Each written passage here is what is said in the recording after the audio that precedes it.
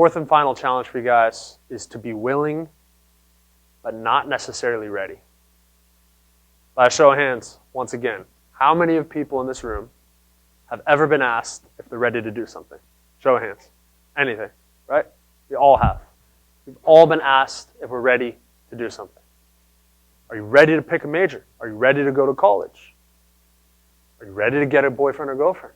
Are you ready to graduate? Are you ready to get married? Are you ready to have a kid? Are you ready to have your fourth kid? Are you ready to retire? Right? That's what society drills into our minds with this go, go, go, nonstop mentality, right? There's never sitting back and reflecting. It's always, are you ready? Are you ready? Are you ready? But I challenge that because it's not exactly about being ready.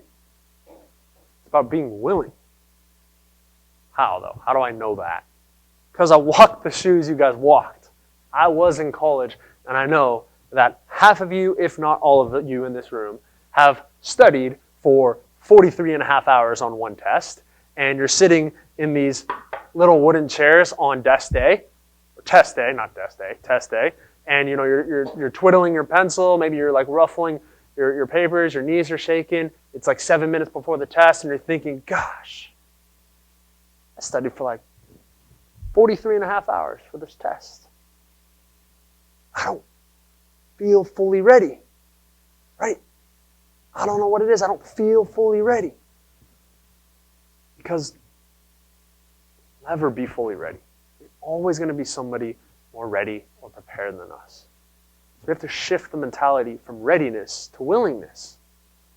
And that'll put some of our fears and doubts to rest.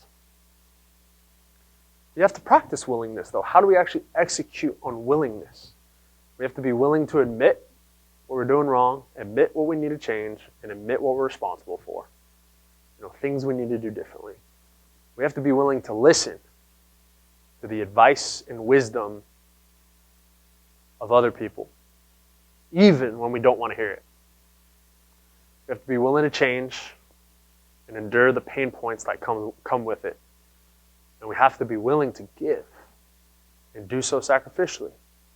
Maybe with money, maybe with gifts, or maybe to charities. But maybe it's to an organization you care about, like the Mental Health Initiative. Or maybe it's your time to someone who's struggling and being a helping hand or a listening ear.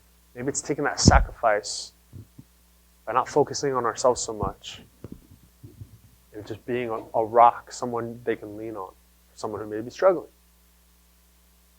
Again, we're not going to... Readiness is only going to instill more fear and more doubt because we know we'll never, ever be 100% ready for something. A new job. You think when people get married, they're fully ready? I mean, of course not. That's not possible to be 100% ready.